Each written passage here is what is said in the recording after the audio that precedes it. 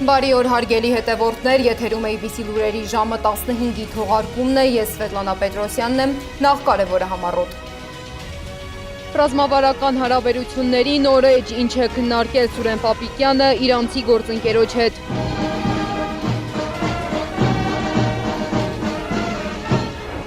Վանդալիզմի նոր դեպք օկուպացված Արցախում ավերել են հայրենական պատերազմի ու ազատամարտի հուշահամալիրը։ Կամուրջ Արաքսի վրա տնտեսական գործակցություն, թե նոր առանցքի ձևավորում։ ԱՄՆ զինված ուժերը պատրաստ են Իրանի դեմ ցանկացած պահի գործողության, ինչ մանրամասներ է հայտնում Ամերիկագետը։ Զելենսկին խոստովանել է, որ 2 տարի թաքնվել է բունկերում, ինչ տեսք ունի ապաստարանը։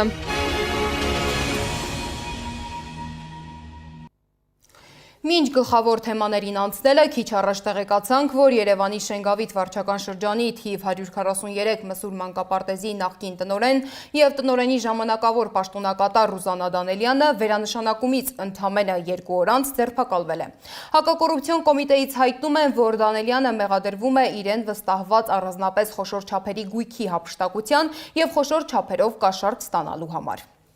Շարունակենք։ Թեհրանում է Հայաստանի պաշտպանության նախարար Սուրեն Պապիկյանը։ Նա Իրան կատարած պաշտոնական այցի շրջանակում արդեն հանդիպել է իր իրանցի գործընկերոջ Ազիզ Նասիրզադեի հետ։ Նրանք նաև մտքեր են փոխանակել տարածաշրջանային ու միջազգային անվտանգությանն առնչվող մի շարք հարցերի վերաբերյալ։ Պապիկյանն ու Նասիրզադեն բարձր են գնահատել պաշտպանության բնագավառում Հայաստան-Իրան գործակցության մակարդակը, հաստատակամություն են հայտնել շարունակել աշխատանքները երկկողմ հարաբերությունների զարգացման ուղղությամբ, նաև քննարկել են փոխգործակցությանը վերաբերող մի շարք հարցեր։ Հանդիպմանը մասնակցել է նաև Իրանում Հայաստանի դեսպան Գրիգոր Հակոբյանը։ Մինչ հանդիպումը տեղի է ունեցել Հայաստանի պաշտպանության նախարարի դիմավորման հանդիսավոր արարողությունը։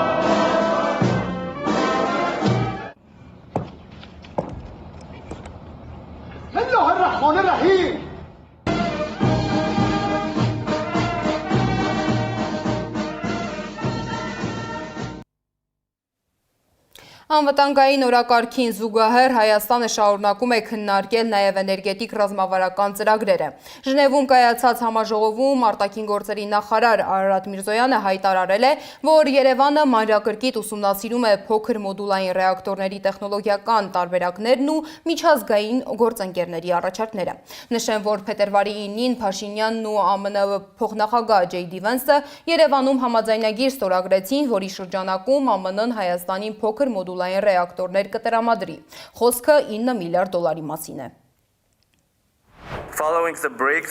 Մինչ հայկական ատոմային էլեկտրակայանի շահագործման ժամկետը երկարաձգվել է մինչև 2036 թվականը, մենք ուսումնասիրում ենք սահուն եւ անվտանգ անցման հնարավորությունները դեպի նոր միջուկային էներգաբլոկ։ Մեր պետությունները կհամախմբվեն միջուկային զենքի չտարածման մասին պայմանագրի 11-րդ վերանայման համաժողովի շրջանակում։ Հայաստանը վերահաստատում է իր անսասան հանձնառությունը պայմանագրով ստանձնած պարտավորությունների կատարմանը եւ ընդգծում դրա 3 հիմնասյուների չտարածման, զինաթափման եւ միջուկային էներգիայի խաղաղ գործածման հավասարակշռված ու լիարժեք իրականացման անհրաժեշտությունը։ Մենք համարում ենք, որ առաջիկա վերանայման գործընթացը բացառիկ հնարավորություն է ընձեռում միջազգային հանրությանը եւս մեկ անգամ արտահայտելու իր ընդհանուր հավատարմությունը պայմանագրի նպատակներին ու սկզբունքներին։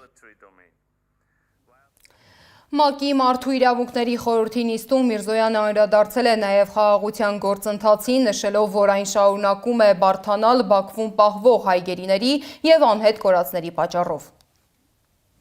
Անցյալ տարի Վաշինգտոնում կայացած խաղաղության գագաթնաժողովը ոչ միայն խաղաղություն հաստատեց երկու երկրների միջև, այլև հարթեց առևտրի, կապի եւ մարդկանց միջև շփումների ճանապարհը։ Կառավարությունների միջև համաձայնություններից առաջ անցնելու համար մենք նաև մեր հասարակությունների, այդ թվում տուժած բնակչության միջև իրական երկխոսության եւ վստահության սերմ ենք ցանում։ Չնայած հակամարտության ցավոտ մարդասիրական հետևանքները դեռևս չեն լուծվել, եւ հերավոր ու մոտ անցյալի վերքերը շարունակվում են։ Մենք ընտրել ենք հաշտեցման դժվարին ուղին։ Մինչ Երևանը հայտարարում է խաղաղության օրակարգին հավատարիմ մնալու մասին, Բաքուն շարունակում է առաջ մղել արևմտյան ադրբեջանցիների վերադարձի հարցը, այն ներկայացնելով որպես մարդու իրավունքների պաշտպանության խնդիր։ Սակայն մասնագետները պնդում են, որ ադրբեջանցիների այսպես կոչված վերադարձի եւ բռնի տեղահանված արցախցիների հայրենադարձության հարցերը չեն կարող դիտարկվել նույն հարթության վրա։ Փոխարենը ինչ հարց պետք է դնել Ալիևի առաջ, մանրամասները ռեպորտաժում։ Վերջին լաստանավերով Ադրբեջանում Բաքվում հայերի ցեղասպանություն ու ցեղասպանության ժամանակ Գրիգորի Այվազյանն է, Բաքվում ծնված, Բաքվի հայերի ջարդերն իր աչքերով տեսածներից մեկը։ Շատ մարդիկ ասում են, որ պատերազմից ավելի վատ բան չկա այդ աշխարհում։ Ես պատասխանատու ձեզ հայտարարում եմ ականատեսի եւ վերապրողի իրավունքով։ Կա ավելի վատ բան, դա ցեղասպանությունն է։ Այն պարագան է, երբ որ դու չես կարող պաշտպանել քո կյանքդ ու արժանապատվությունը։ Գրիգորին ու ընտանիքը Բաքվի կենտրոնական թաղամասում էին ապրում։ Տան բանալիներն ու փաստաթղթերը ունեն նաև իրենց տուն վերադառնալու իրավունք։ Մենք երբեք չենք մոռանա եւ թույլ չենք տալ մոռանության մատնել մեր ոտնահարված իրավունքները եւ կպետք է պայքարենք բոլոր հասու միջոցներով դրա համար։ Մենք ոչ թե պատասխանողի դերում պետք է լինենք, իբրև թե եկել են շրջում են այստեղ։ Տեսեք, որ երկրից է լինի ազգությամբ հայը, ըստ էության Ադրբեջան մուտք նրա համար արգելված է։ Ի տարբերություն Ադրբեջանի, Հայաստանում հանգիստ ճամփորդում են ադրբեջանցիները։ Ամասիայից Գյումրի, Գյումրիից Երևան։ Այլոշ պոևսին է դիտում, այլոշ։ Հիշում են մանկության տարիները, ցույց տալիս փողոցներն ու խոստանում ավելի մանրամասն նկարել հաջորդ այցի ժամանակ։ Ազգային անվտանգության ծառայությունը լրատվամիջոցների հարցմանն ի պատասխան ասում է. նրանք Հայաստան են մտել ու երկիրը լքել պետական սահմանի Բագրատաշեն անցման կետով, իսկ այցը եղել է մասնավոր բնույթի։ Բացի այդ, ադրբեջանցիները Ռուսաստանի Դաշնության քաղաքացիներ են։ Գրիգորի Այվազյանը հիշում է, ինչ է լինում հայերի հետ, որոնք փորձում են Ադրբեջան մտնել։ Բազմաթիվ դեպքեր ենք հանդիպել այդպիսի բաներ, որ մարդիկ չմտած դեպորտ են արվել, ռուսական անձնագրով լինի, ամերիկյան անձնագրով եւ այլն եւ այլն։ Հայ լինելը Ադրբեջանում պետական ամենաբարձր մակարդակով նշանակված է որպես հանցագործություն։ Դա բախտյար դահլիճներից տեսանն է։ Ադրբեջանցիները Հայաստան են եկել Իլհամ Ալիևի Ֆրանս 24-ին տված հարցազրույցից հետո, երբ Ալիևն անդրադառնում է ադրբեջանցիների այսպես կոչված վերադարձի հարցին։ Հավասարության նշան դնում նրանց եւ արցախցիների վերադարձի հարցերի միջև։ The right for return is universal right. Վերադարձի իրավունքը հիմնարար իրավունք է եւ Ադրբեջանը կդիտարկի այն, եթե նման դիմում ստանա, բայց միևնույն ժամանակ մենք ակնկալում ենք նույն վերաբերմունքը 100,000-ավոր ադրբեջանցիների նկատմամբ, որոնց մենք կոչում ենք արևմտյան ադրբեջանցիներ, որպեսզի նրանք էլ վերադառնան այսօրվա Հայաստան։ Վերադարձի իրավունք ունեն եւ արցախցիները, եւ Սումգայիթից, Բաքվից տեղահանված հայերը, բայց նրանց վերադարձի հարցերը նույն հարթության վրա չեն, ասում է Լարիսա Ալավերդյանը։ ՄԱԿ-ի անվտանգության խորհրդի մշտական անդամ պետությունների ներկայացուցիչները գրեթե 30 տարի շփվում էին Արցախի ղեկավարության հետ, նրանք խոսում էին միջազգային իրավունքի ներքո, թե ինչպեսի լուծում պետք է ստանան եւ անպայման խաղաղ ճանապարհով։ Հիմա արդյոք կարելի է այն ինչ որ տեղի ունեցել հանցագործություններ, զանգվածային սպանություններ եւ փաստորեն այսպես ասած դուրս մղումը մեր բոլորի բռնի տեղահանումը արդյոք համեմատելի է։ Մինչ Բաքուն պետական մակարդակով առաջ է տանում ադրբեջանցիների այսպես կոչված վերադարձի հարցը, Հայաստանի վարչապետը ԵԽԽՎ ամբիոնում հայտարարում է, փախստականների վերադարձը իրատեսական չէ։ Փախստականների վերադարձի թեման այս համատեքստում բոլոր փախստականների վերադարձի թեման ես համարում եմ վտանգավոր խաղաղության գործընթացի համար։ Փախստականների վերադարձի իրավունքն իրացնելը տուժողի, վերապրածի կամ հասարակական սեկտորի ջանքերով միայն արդյունավետ չի լինի, կարծում է Բաքվից գաղթած ադրբեջանագետը։ Իսկ ինչ է կարծում իրավապաշտպան Ալավերդյանը։ Ոչ միայն էնտուզիաստների, ոգևորված մարդկանց կամ տուժած մարդկանց, այսպես ասած, բաժինն է հիմա վերադարձի մասին խոսել, լինի ամբողջ այդ իմ ասած կես միլիոն միլիոնից ավել հայերի կամ արցախցիների 150,000։ Բացարձակապես այստեղ ուրիշ բան կա, որ ոչ միայն չի խոսում իշխանությունը Հայաստանը, այլ խոսում է հակառակը։ Երբ Բաքուն խոսում է ադրբեջանցիների վերադարձի իրավունքի մասին, Հայաստանը նրանց առաջ պետք է դնի ադրբեջանահայերի վերադարձի հարցը, նշում է Ալավերդյանը։ Չնայած այս հարցում եւս տարբերություն կա։ Մինչ խորհրդային Հայաստանում ապրող ադրբեջանցիները վաճառել են իրենց տներն ու իրենց կամքով Ադրբեջան գնացել, ադրբեջանահայերին ցեղասպանել ու կոտորել են, պատճառելով նաեւ ահռելի նյութական վնաս։ Անի Աբաղյան, Էդիկ Մալաքյան, Աշոտ Բարբարյան, ABC Media։ Ադրբեջանը խաղաղության օրակարգին հակառակ շարժվելուց բացի շարունակում է ոչնչացնել օկուպացված Արցախի հայկական մշակութային և պատմական ժառանգությունը։ Սոցցանցի օգտատեր Արտակ Մկրտչյանը ահազանգ է հնչեցրել, որ Մարտունիում ամբողջությամբ ավերվել է հուշահամալիրը, որը նվիրված էր հայրենական մեծ պատերազմի և Արցախյան ազատամարտի նահատակներին։ Երեկ Մեծ Բրիտանիայի խորհրդարանում մեկնարկել է ջնջելով անցյալը մշակութային ժառանգության ոչնչացում խորագրով հետաքննությունը, որի նպատակն է ուսումնասիրել 2023-ից ի վեր Արցախի հայկական մշակութային ժառանգության ոչնչացումը և դրանց նկատմամբ ձեռնարկված իրավական քայլերը։ Հետաքննությունը կանցկացվի 5 փուլով։ Մշակութային ոչնչացման վերաբերյալ ապացույցների եւ առկա իրավական արձագանքների քարտեզագրում, դիմումների ընդունման գործընթացի մեկնարկ, հանրային լսումներ փորձագետների եւ վկաների մասնակցությամբ, վերջնական զեկույցի հրապարակում, շարունակական քննարկում Մեծ Բրիտանիայի կառավարության եւ միջազգային հաստատությունների հետ։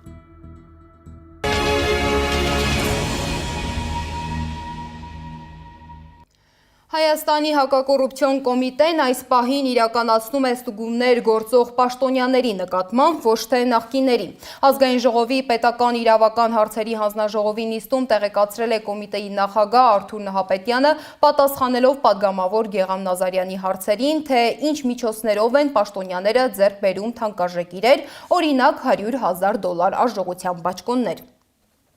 Հակակոռուպցիոն կոմիտեն ավելի շատ կամ գրեթե հիմնականում ուշադրություն է դարձնում նախկին պաշտոնյաների ապօրինի հարստացումներին եւ չի նկատում գործող պաշտոնյաների հարստացումներին։ Դուք օրինակ ուսումնասիրում եք գործող պաշտոնյաները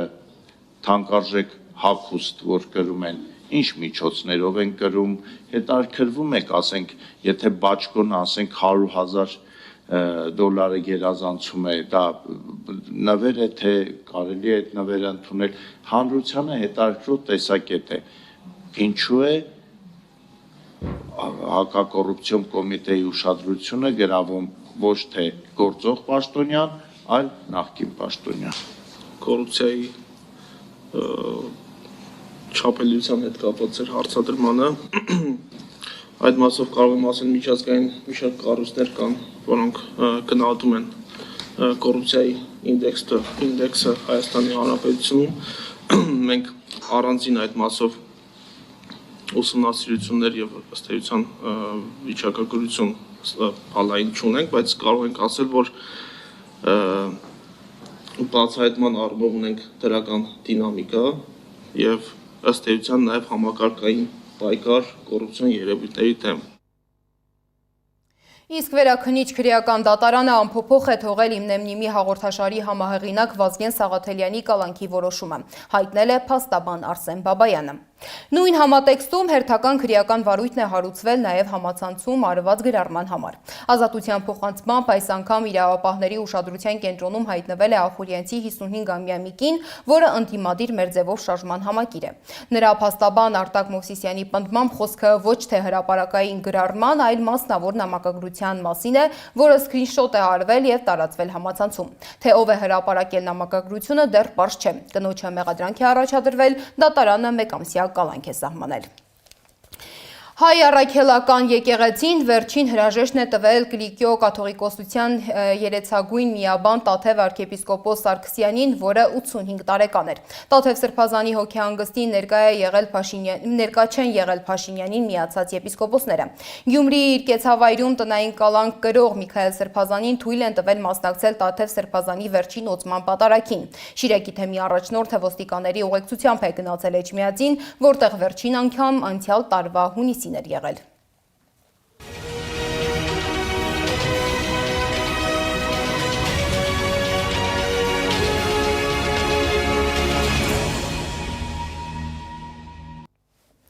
Բաքվում անցկացվել է Իրանի ու Ադրբեջանի տնտեսական գործակցության հարցերով հանձնաժողովի 17-րդ նիստը։ Քննարկվել են երկկողմ համատեղ նախագծերի, նախկին պայմանավորվածությունների իրագործման հարցեր։ Հայտարարվել է, որ Քալալե Աղբանդ կամրջի կառուցումն ավարտվել է եւ սահմանային մաքսային անհրաժեշտ ենթակառուցվածքների ստեղծումից հետո այն կհանձնվի շահագործման։ Հիշեցնեմ, որ Իրանի եւ Ադրբեջանի տնտեսական գործակցության հարցերով հանձնաժողովի նախորդ նիստն անցկացվել էր 2025 թվականի հունվարին։ Քաղաքագետ Ստեփան Դանելյանի խոսքով այս կամուրջը կարող է օգտագործվել նաև զենք ու զինամթեր տեղափոխելու համար։ Օգտագործում են Իրանի դեմ հարձակման համար, շատ է խոսակցությունը, որ այնտեղ իսրայելական կենտրոններ գոյություն ունեն, բրիտանական կենտրոններ գոյություն ունեն, որոնք ոչ միայն հետախուզությամբ են զբաղվում, այլ նաև ինչ-որ ռազմական, ինչ-որ գործողություններ կարող են իրականացնել։ Բնականաբար դրանց պետք է պատասխանի նաև Իրանը, եւ այդ կամուրջների իմիջիայլոց շատ կարևոր է հասկանալ, որ Արաքս գետը ամբողջությամբ Իրանի տարածքին է պատկանում։ Օրինակ Հայաստան-Թուրքիա սահմանը կիսվում է գետի մեջտեղով, իսկ Արաքսը այդ սովետական պայմանագրերով էր ամբողջությամբ Իրանի տարածքում է գտնվում գետը, եւ Իրանը կարող է ինքնուրույն այդ կամուրջները կառուցել, նույնիսկ առանց հարցնելու Ադրբեջանի համաձայնությունը։ Իրանի Սպահան նահանգում ուղղաթիռ է կործանվել, երկու օդաչուները մահացել են։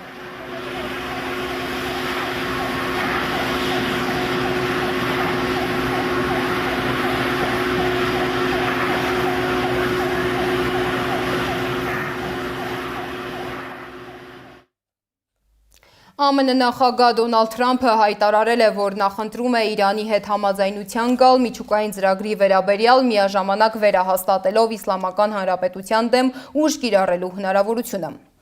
Ամերիկյան զինված ուժերը բերված են 100%-անոց պատրաստվածության եւ պատրաստ են Իրանի դեմ ռազմական գործողություններ իրականացնել ցանկացած պահի, հայտնել է ամերիկագետ Սուրեն Սարգսյանը։ Նրա կարծիքով Թրամփը ամենայն հավանականությամբ փորձում է ժամանակ շահել երկու ռազմավարական խնդիր լուծելու նպատակով։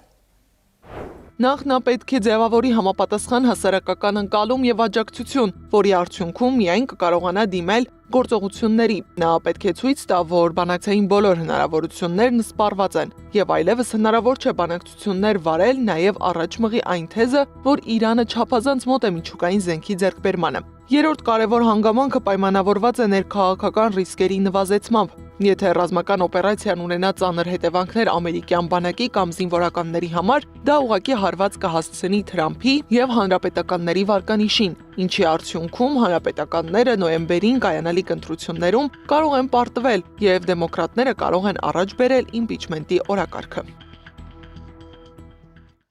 Ռուս-ուկրաինական պատերազմի 4-րդ տարելիցն է եւ խաղաղության եռակողմ բանակցությունների հաջորդ փուլը կարող է տեղի ունենալ փետրվարի 26-ից 27-ը։ Հաղորդում է Ուկրաինայի նախագահի գրասենյակը, ընդգծելով, որ եկել է վերջնական որոշումներ կայացնելու ժամանակը։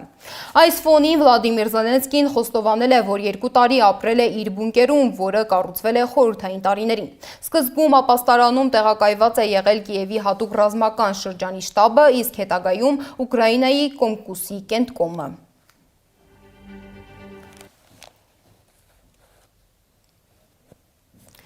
Եվրոպան եւս կենտրոնացել է Ուկրաինայի պատերազմի վրա։ Եվրամիության արտաքին գործերի նախարար Կայա Կալասը հայտարարել է, որ միությունը մտադիր է արգելել այն բոլոր ռուս զինվորների մուտքը Շենգենյան գոտի, որոնք մասնակցել են Ուկրաինայի պատերազմի գործողություններին։ Միջազգային մյուս լուրերը ռեպորտաժում։ Իրանը տեքստ է պատրաստում Միացյալ Նահանգների հետ հնարավոր գործարքի վերաբերյալ եւ չի հաստատում միջուկային հարցով ժամանակավոր համաձայնագիր կնքելու հնարավորության մասին տեղեկությունները, հայտարարել է Իրանի արտաքին գործերի նախարարության խոսնակը։ Զելենսկին պնդում է, թե Պուտինն ուզում էր, որ հարվածեն Բելարուսին, որպեսզի բելարուսական զորքը մտներ պատերազմի մեջ։ Ուկրաինայի նախագահի խոսքով, նույնիսկ եթե նրանց ուժերը մեծ չլինեին, դա կթույլատներ Ուկրաինայի արևելյան ճակատը։ Մենք հասկացանք, որ դա ծուղակ է, հավելել է Ուկրաինայի նախագահը։ Միացյալ Նահանգների նախագահ Դոնալդ Թրամփը քննարկում է Իրանին լայնածավալ հարված հասցնելու հնարավորությունը, եթե բանակցությունները կամ սկզբնական սահմանափակ հարվածը չհանգեցնի ցանկալի արդյունքի, գրում է The New York Times-ը հղումանելով քննարկումներին ծանոթ աղբյուրներին։ Վրաստանում մշտական կաթության թույլտվություն չունեցող օտարերկրացիները չեն կարողանա տաքսի վարել, աշխատել առաքման կամ զբոսաշրջության ոլորտում։ Տեղական աղբյուրները հղում անելով վարչապետ Իրագ Կոբախիձեի ստորագրած հրամանագրին գրում են. հաստատվել են օտարերկրյա քաղաքացիներին աշխատանքի թույլտվություն տրամադրելու նոր կանոնները։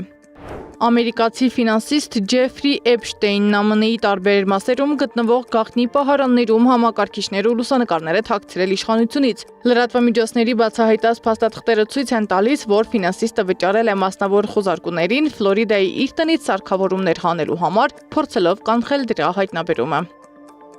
Ձերբակալվել է Միացյալ Նահանգներում Մեծ Բրիտանիայի նախկին դեսպան Փիթեր Մանդելսոնը։ Նրա անունը բազմիցս հիշատակվել է Էփշտեյնի ֆայլերում։ Մանդելսոնին կասկածում են պաշտոնյական լիազորությունները չարաշահելու համար։